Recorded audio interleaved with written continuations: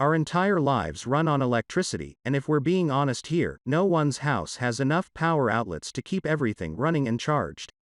That's why we rely so heavily on power strips to turn one plug into 6 or more, stretching the capabilities of our home's electrical system. But there are a few rules you're probably breaking when it comes to power strip use. Here are 9 things you should never do with power strips. Never plug a power strip into another power strip.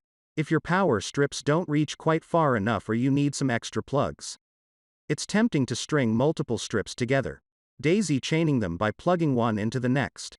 In a word, don't. Not only is it against half a dozen OSHA regulations in a professional setting, but it can also cause one or more of the strips to fail or even catch fire. Never use indoor power strips outdoors. While there are power strips that are designed for outdoor applications, unless your strip's packaging specifically says it's suited for outdoor use, it's not designed to stand up to weather and water. Keep it inside and find one you can use safely out in the elements. Never overload a power strip. Every power strip has a load capacity, which means it can only move so much power through its circuits at any given time. Overloading the strip can create a fire hazard, melting the plastic and damaging your home or business as well as any surrounding equipment.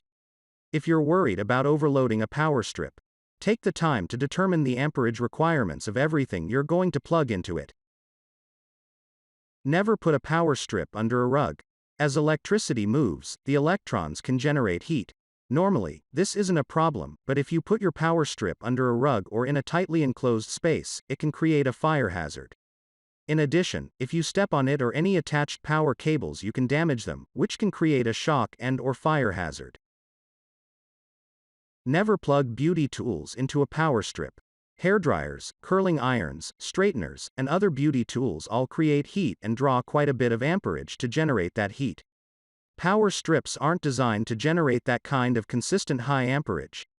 So these beauty tools should be plugged into a GFCI protected outlet. Never use a damaged power strip. How many times have you looked at a power strip, seen one burned out outlet, then just plugged your device into the next socket that seemed okay? Don't do that. If one socket is burned, chances are high that there is internal damage inside the power strip. That's a fire hazard. Never get a power strip wet. This should be common sense, but it happens often enough that it bears repeating. Electricity and water do not mix. Don't get your power strip wet, or you risk frying yourself and everything that's plugged into the strip. Never plug in a sump pump. Not only do you not want to get your power strip wet, you also don't want it in areas with wetness potential, such as bathrooms and basements. It might seem like a good idea to plug your sump pump into a power strip, but think again. Better to go with a GFCI outlet that's well above floor level, in case the sump pump fails and flooding occurs. Never leave them near children. A quick Google search will show you plenty of horror stories about kids putting fingers, toys, and forks into outlets and power strips. Don't assume that they know better. Teach them to stay away from outlets. And don't leave power strips in places where young children might think there's something to play with. If you found this video helpful, please like and subscribe to my channel and press the bell icon to get new video updates.